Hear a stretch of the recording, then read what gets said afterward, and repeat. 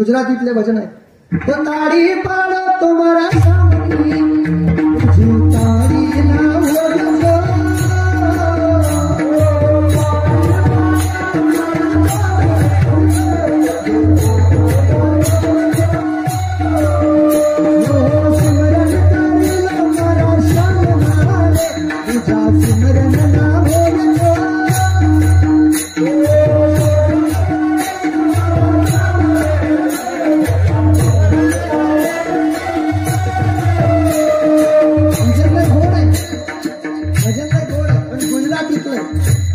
मलाही गुजराती येत नाही, थोडी थोडी आती होगी अल्पट्या खाती जेम फार गोड आहे.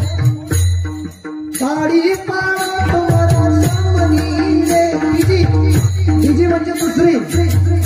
मला टाळी वाजवायची तर देवाच्या नावाची, भजन करायचं तर देवाच्या नावाचं.